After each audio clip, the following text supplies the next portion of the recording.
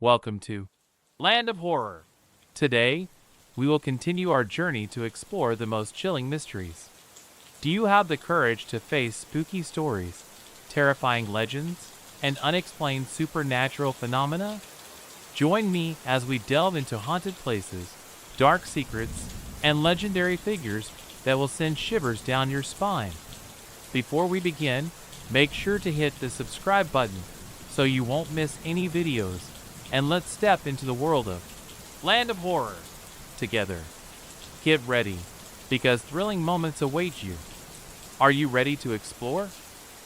The Walker family, John, Sarah, their teenage daughter Emma, and 10-year-old Jack, had moved to Seattle for a fresh start.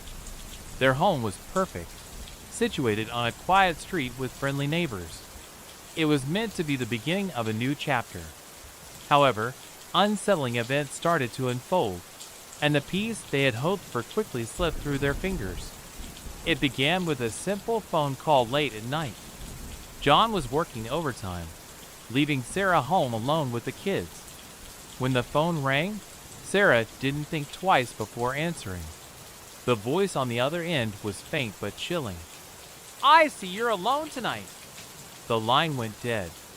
Shaken, Sarah chalked it up to a prank, but she couldn't shake the feeling that something wasn't right.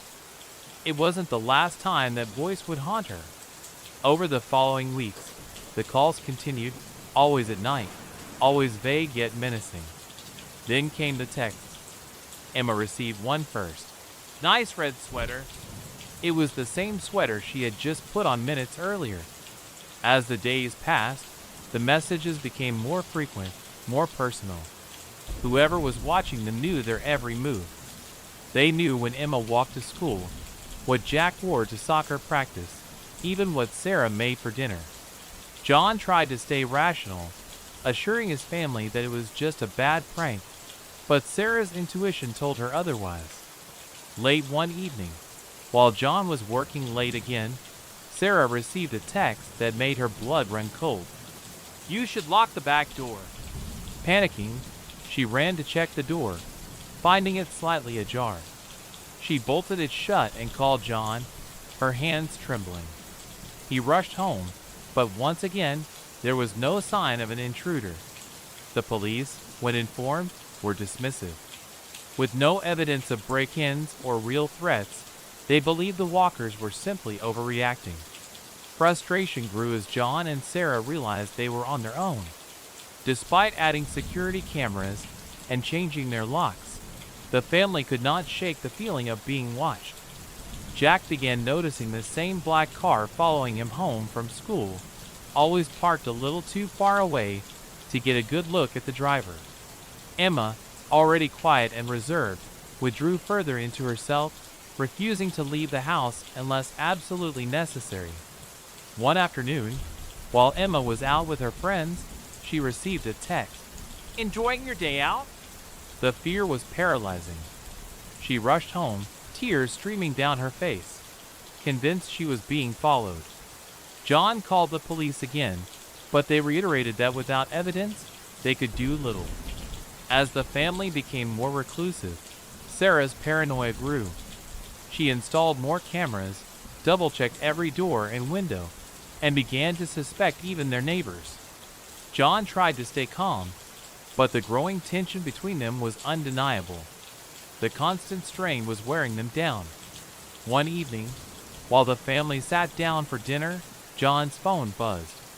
He ignored it at first, but it wouldn't stop. When he finally picked up, the same scratchy voice came through. "Enjoy your meal while you can." The family froze. John leapt from his chair, rushing to the windows, but there was no sign of anyone watching them. The messages had escalated, and the feeling of helplessness became suffocating. Sarah broke down, pleading with John to take this seriously. "They're inside our lives, John. They know everything about us." Unable to take the pressure anymore, John took the next day off work to figure out who was tormenting them. He combed through the security footage, searching for any sign of the intruder. Nothing. Whoever was doing this was smart, too smart to leave a trace. As the family's fear intensified, John and Sarah began to suspect everyone. Could it be a neighbor? An old colleague with a grudge? One evening, while John was searching through old emails, he received a voicemail, a recording of a conversation he and Sarah had the night before. The realization hit him like a punch to the gut. They were being bugged. Panicked, John tore through the house, searching for hidden microphones or cameras, but found nothing. The invader was invisible, yet omnipresent. Sarah demanded they leave the house, but John, stubborn and determined, refused to let whoever was stalking them win. A week later, Sarah woke in the middle of the night to the sound of footsteps in their backyard. Peering through the window, she saw a dark figure near the fence. She shook John awake, who grabbed a baseball bat and rushed outside. But by the time he got there, the figure was gone. The next morning, they found a note taped to the back door. "We're closer than you think." It was the final straw for Sarah, who packed a bag and took the kids to her sister's house, leaving John behind to deal with the chaos. She couldn't risk staying in a house where they were so vulnerable. While Sarah and the kids were away, John continued his investigation, determined to unmask the person tormenting his family. He hired a private investigator, Rick Thompson, to dig deeper. What Thompson uncovered was both surprising and terrifying. The black car that had been following Jack? It belonged to a man who had recently been fired from John's company, a disgruntled former employee who held a grudge against him. But there was more to the story. The man, Kyle Weaver, had a history of stalking and harassment. He had become obsessed with the idea that John had ruined his life and was using technology to exact his revenge. With this information, John went to the police again. This time, they listened. Detective Carter took the case more seriously, working with John and the private investigator to gather evidence. Finally, they had enough to confront Kyle Weaver. When the police arrived at Weaver's apartment, they found walls covered in photos of the Walker family. Pictures of Emma walking to school, Jack at soccer practice, Sarah in the grocery store. Weaver had been watching them for months, tracking their every move. Weaver was arrested, and the harassment stopped. But the damage had been done. The Walkers were forever changed by the experience. Emma struggled with anxiety, afraid to leave the house even after the arrest. Jack was quieter, less trusting of strangers. Sarah, once vibrant and social, withdrew from her community, always watching over her shoulder. John, though relieved that the nightmare was over, couldn't shake the guilt. He had dismissed Sarah's fears for too long, and now their family was fractured. In the end, the Walker family's fresh start had turned into a living nightmare, one they would never forget. After Kyle Weaver's arrest, the Walkers hoped the nightmare would end, but something still felt wrong. Despite the police assuring them that Weaver was the sole perpetrator, Sarah couldn't shake the feeling that they weren't safe yet. Emma still refused to leave the house, and Jack had become a shadow of his former self, quieter and more withdrawn. To protect their family, John and Sarah decided to take drastic measures. They sold their house and moved to a new neighborhood in an attempt to start over. John installed the most advanced security system available, motion detectors, cameras with 360-degree views, and alarms on every door and window. He even hired a private security company to patrol their home at night. For a while, it seemed to work. The new house was bigger, more isolated, with a long driveway and plenty of space between neighbors. The silence was reassuring, but also unnerving. The family tried to adjust, but the tension in the air was palpable. Sarah couldn't relax, constantly checking the security monitors. She had become a prisoner in her own home, always watching, always waiting. One quiet night, weeks after the move, the family was settling into a sense of false security. They hadn't heard from Weaver or anyone connected to the stalking since his arrest. John even began to relax, thinking that maybe, just maybe, things would go back to normal. That illusion was shattered when Sarah's phone buzzed at midnight. It was a text from an unknown number. "You can't hide." Sarah's heart stopped. She ran to John, her hand shaking as she showed him the message. John was skeptical at first, assuming it was just a random prank. But when another message came through, "We know where you are," the reality hit them both. Whoever had been watching them hadn't been stopped. The security cameras showed nothing unusual, no signs of anyone near the house. But the fear that had gripped them months before was back, stronger than ever. They called the police immediately, but just like before, there was no evidence, no clues.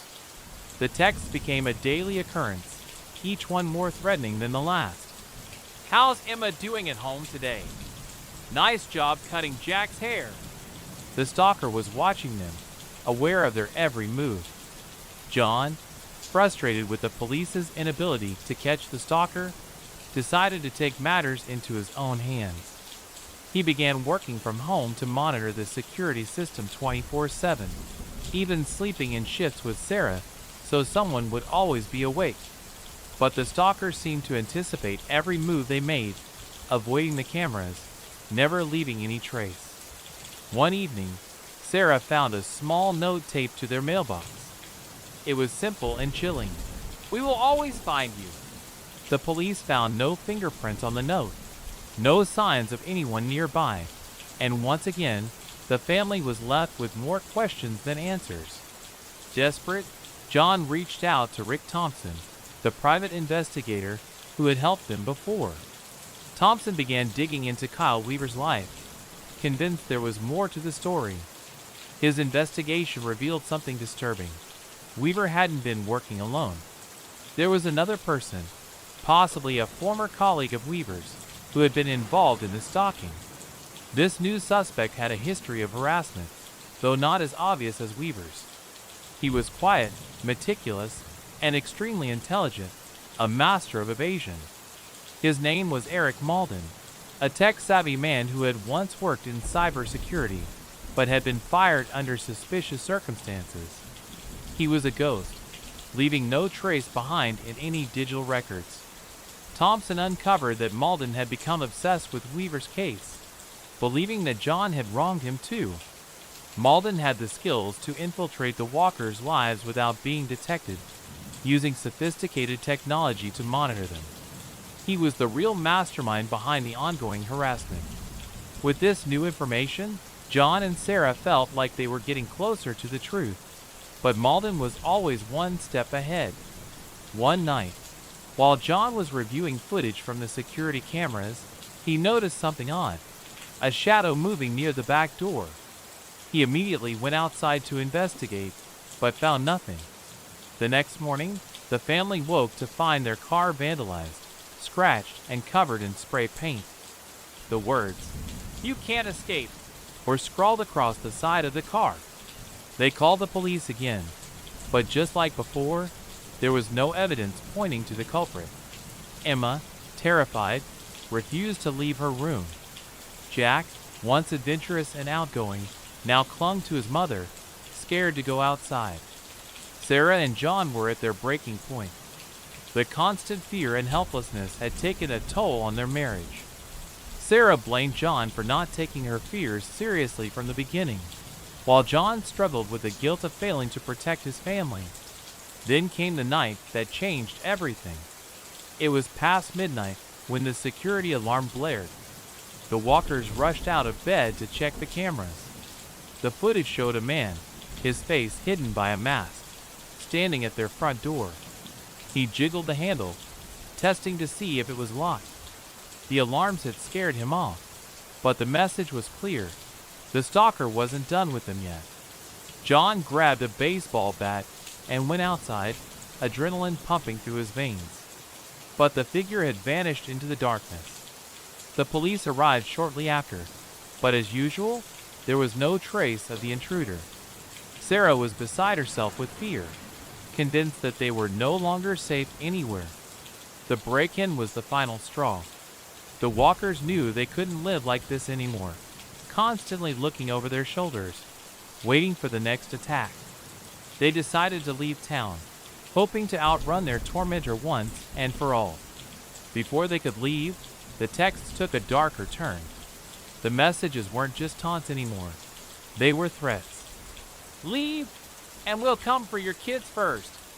Malden, or whoever was behind the harassment, wanted them to know that escape wasn't an option. John, refusing to back down, made a plan. With Thompson's help, they decided to bait the stalker, setting a trap to catch Malden in the act. John began responding to the texts, pretending to be scared, offering to meet up in exchange for his family's safety. The plan worked. Malden, arrogant and confident in his ability to avoid capture, agreed to meet John at a secluded spot on the outskirts of town. But when Malden arrived, he found himself surrounded by Thompson and the police. The game was over. Malden was arrested, and the evidence found in his possession was overwhelming. He had recordings of the family, photos, and a detailed log of their daily routines. It was clear he had been stalking them for months, orchestrating every move with terrifying precision. With Malden behind bars, the Walker family could finally breathe again. But the scars left by the ordeal were deep. Emma still struggled with anxiety, refusing to trust anyone outside of the family. Jack had lost his carefree nature, constantly on edge. Sarah and John, though relieved that the stalker was gone, had been forever changed by the experience. The Walkers moved again, this time to a place where they hoped they could finally rebuild their lives without fear. But the memory of those unseen eyes, always watching, would haunt them forever. Months after Malden's arrest, as the Walkers settled into their new home, Sarah received one final text. "Did you really think it was over?